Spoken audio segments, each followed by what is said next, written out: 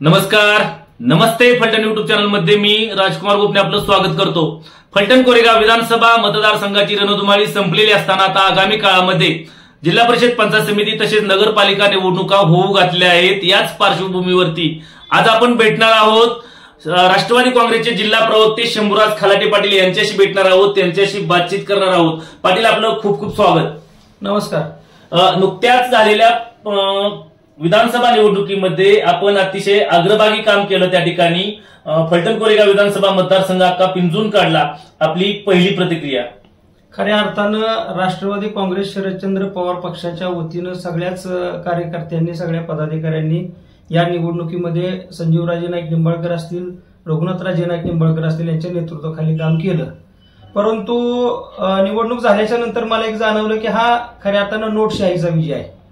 या तालुक्यामध्ये नीरा देवघर धरण रामराजे साहेबांनी बांधलं, त्याचबरोबर धोंबलकवडीचं पाणी ह्या तालुक्यामध्ये खेळवलं आणि जो साखरवाडीचा कारखाना गंजत चालला होता, जो बंद होता, तो कारखाना त्या ठिकाणी चालू केला. शेकडो कामगारांना त्या ठिकाणी काम दिलं.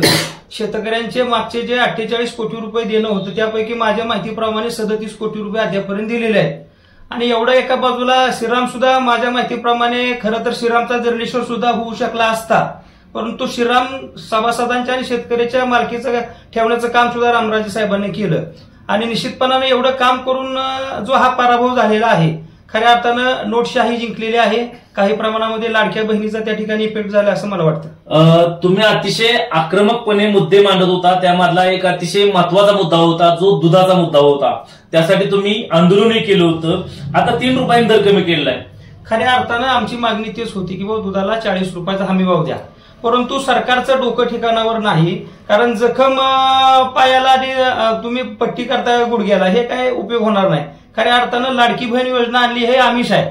खऱ्या अर्थानं लाडक्या बहिणीऐवजी त्या जो दाजी किंवा त्यांचा नवरा जो माल शेतीमाल पिकवतो त्यांना त्या मालाला तुम्ही दर द्या, दुधाला दर द्या. खऱ्या अर्थानं ह्या तालुक्यामध्ये कांद्याचं पीक आहे, ऊसाचं पीक आहे, सोयाबीनचं पीक आहे, कपाशीचं आता मोठ्या प्रमाणात वाढत आहे. माझ्या माहितीप्रमाणे कापसाला आता 12 ते 15 हजार रुपयाचा दर पाहिजे होता, तो आता 7 हजार रुपये. सोयाबीनला साधारण 10-12 हजार रुपये क्विंटलला दर पाहिजे, तो आता 4 हजार रुपये. आणि हे गणित कसं तुम्ही जुळवणार? फक्त एका बाजूला लाडक्या बहिणीच्या माध्यमातून पैसे देऊन आम्हीच दाखवायचं.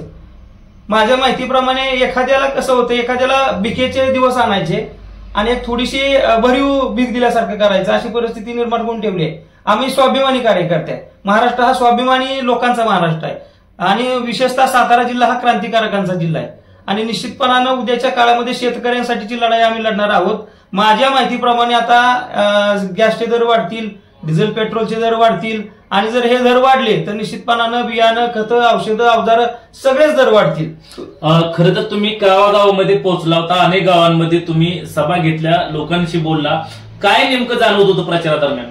प्रचारादरम्यान अतिशय लोक उत्स्फूर्त आणि उत्सुक होते. सातत्यानं आम्ही ज्या आंध्रुड ते सालपे दरम्यानच्या भागामध्ये, आदरकी वगैरे भागामध्ये असेल, ढवळ असेल, गिरवी असेल, त्या ठिकाणी पाणी जे आलेलं आहे आणि पाण्यातून उतराई होण्याच्या करता तो मतदार राष्ट्रवादी शरदचंद्र पवार पक्षाच्या पाठीशी होता, रामराजे साहेबांच्या विचाराच्या पाठीशी होता. परंतु दुर्दैवानं नोटशाहीनं हा घात केलेला आहे. माझा स्पष्टपणे तो आरोप आहे आणि मी बारकाईने निवडणूक पाहिलेली आहे. प्रचंड प्रमाणामध्ये पैशाचा वापर झाला. खऱ्या अर्थानं हा देश आर्थिक गुलामगिरीच्या दिशेनं वाटचाल करतो आहे असं माझा स्पष्ट आरोप आहे.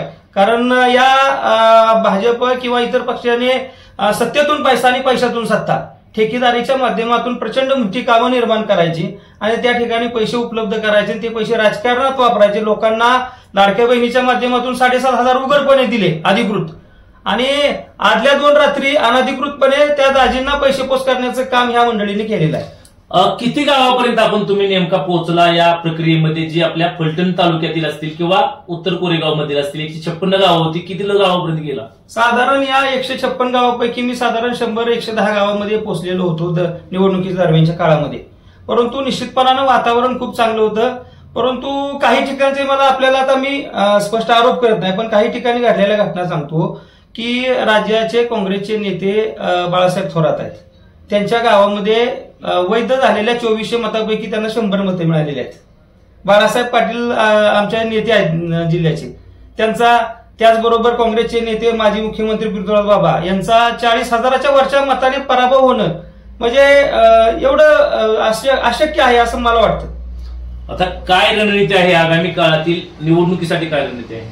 निश्चितपणानं आज रोजी काल जो आमचा मेळावा झाला राष्ट्रवादी काँग्रेस, शरदचंद्र पवार पक्ष आणि राजे गटाचा जो काल अनंत मंगल कार्यालयामध्ये संवाद मेळावा झाला, त्या मेळाव्याच्या लक्षणीय गर्दीवरून आणि कार्यकर्त्यांच्या त्या ठिकाणच्या भूमिकेवरून असं लक्षात येतं की जो आपला पराभव झालेला आहे त्याचा वचपा काढण्याच्या करता सगळेच राजे गटाचे आणि पक्षाचे सगळेच कार्यकर्ते अतिशय त्वेषाने लढाई लढतील, निश्चितपणानं ताकदीने लढाई लढतील आणि येणारी पंचायत समिती, जिल्हा परिषद, नगर परिषद आणि कारखाना ह्या सगळे सत्तास्थानं राखण्यासाठी कार्यकर्ता जीवाचं रान करेल याची आम्हाला खात्री आहे. शंभूराज खलाटे पाटील कोणत्या निवडणुकीला सामोरं जातील? पक्षाची जी जबाबदारी असते आणि पक्ष जो जो आदेश देईल त्या आदेशाचं पालन करणं, खऱ्या अर्थानं पक्षाने मला पक्षाची भूमिका मांडण्याच्या करता प्रवक्ता म्हणून नेमलेला आहे आणि निश्चितपणानं प्रत्येक निवडणुकीमध्ये मी माझं काम चोखपणे बजावत असतो. माझी काहीही मागणी असायचं कारण नाही, कारण मी सामान्य शेतकरी, कष्टकरी, दिव्यांग, निराधारांसाठी काम करणारा कार्यकर्ता आहे. गेले कित्येक वर्ष, 16-17 वर्ष शेतकऱ्याची लढाई असू द्या, कष्टकऱ्याची लढाई असू द्या, दिव्यांगाची असू द्या, निराधार महिला भगिनींची लढाई असू द्या अथवा मराठा समाजाची लढाई असू द्या, या लढाईमध्ये सक्रियपणे राबणारा आणि काम करणारा मी कार्यकर्ता आहे. मी पदाच्या अपेक्षेनं कुठल्याही काम करत नाही, मी सेवा म्हणून हे राजकीय काम करत असतो.